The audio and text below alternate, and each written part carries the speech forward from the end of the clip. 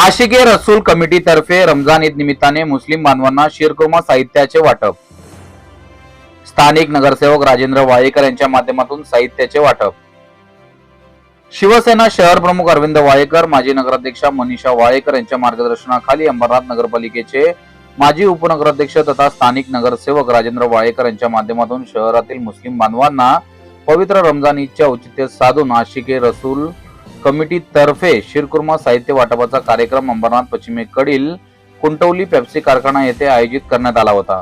यावेळी कुंटवली परिसरातील राहणाऱ्या शेकडो मुस्लिम बांधवांना माजी उपनगराध्यक्ष तथा स्थानिक नगरसेवक राजेंद्र वाळेकर यांच्या हस्ते शीरकुर्मा साहित्य वाटप करत पवित्र रमजान ईदच्या शुभेच्छा देण्यात आल्या। यासाठी परिसरातील नागरिकांनी राजेंद्र वाळेकर यांचे आभार मानले। या प्रसंगी कल्याण भिवंडी लोकसभा निरीक्षक ॲडव्होकेट निखिल वाळेकर, उद्योजक भूषण वाळेकर, नगरसेविका रुपाली गेजगे, युवा सेनेचे दीपक पवार, विनायक गेजगे, हाजी सत्तार शेख, कलीम इनामदार, आशिके रसूल कमिटीचे अध्यक्ष मुस्तफा सय्यद, उपाध्यक्ष निजाम शेख, खजिनदार मोहसिन शेख, सेक्रेटरी अखिल शेख, सदस्य फैज अत्तार, इम्रान शेख, नाझीम शेख यांच्यासह अनेक मान्यवर पदाधिकारी व परिसरातील नागरिक मोठ्या संख्येने उपस्थित होते।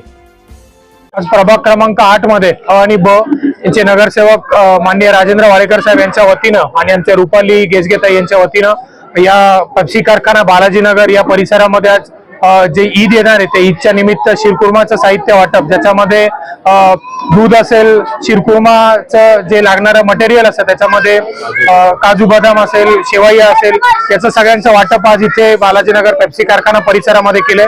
भास्कर नगर असेल, बालाजीनगर असेल, या अनेक विभागांमध्ये राजेंद्र वाळेकर साहेबांच्या वतीनं दरवर्षी शीरकुर्माचं साहित्य वाटप केलं जातं ईदच्या निमित्तानं आणि यंदा देखील या बालाजीनगर परिसरामध्ये या ठिकाणी पहिल्यांदाच आपण राजेंद्र वाळेकर साहेब नगरसेवक झाल्यानंतर या ठिकाणी ईदच्या साहित्याचं वाटप करत आहोत। जसं दिवाळीचं साहित्य आपण वाटतो तसं ईदचं देखील साहित्य वाटून सर्व धर्म समभाव असा हा शिवसेनेचा संदेश माननीय बाळासाहेबांनी आम्हाला शिकवला आणि त्याच पद्धतीनं आज इथे हा कार्यक्रम आम्ही केला।